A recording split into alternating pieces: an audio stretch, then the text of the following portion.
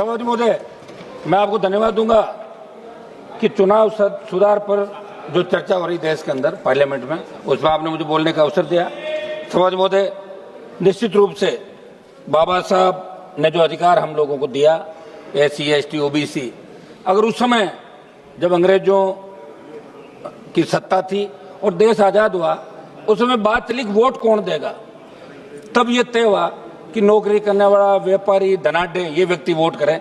तब उन्होंने इस बात को जोर से रखा कि गुलामी की बेड़ियों में जकड़ा हुआ भारत, उसको पता ही नहीं है फिर लोकतंत्र किस बात का। जब आज़ादी मिली है तो प्रत्येक SC, ST, OBC जो आज के टाइम के अंदर है उनको वोट का अधिकार मिले, प्रत्येक भारतीय को वोट का अधिकार मिले।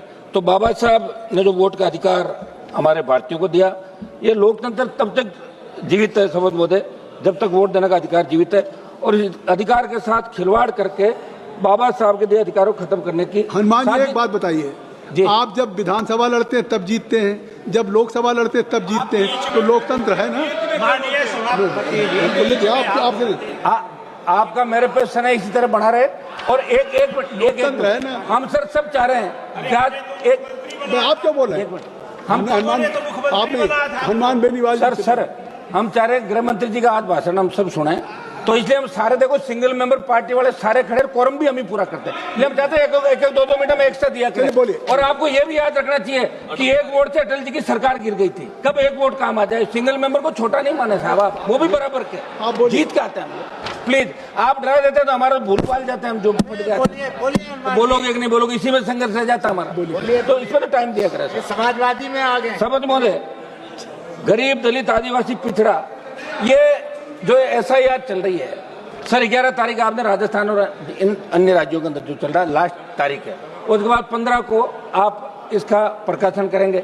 तो दलित OBC SC ST का आदमी कमा के खाने के लिए बाहर गया देश के, कहीं गुजरात है, कहीं महाराष्ट्र है, कहीं बाहर साउथ के राज्यों में गया, वो आदमी इतने डॉक्यूमेंट नहीं जुटा पाएगा।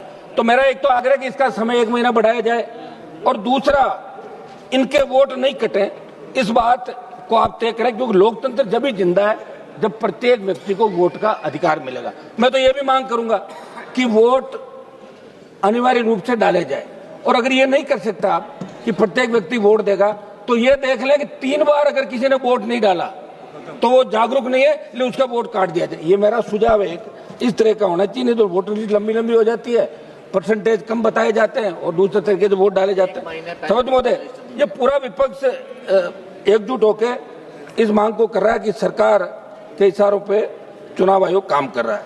ये झगड़ा यहाँ पे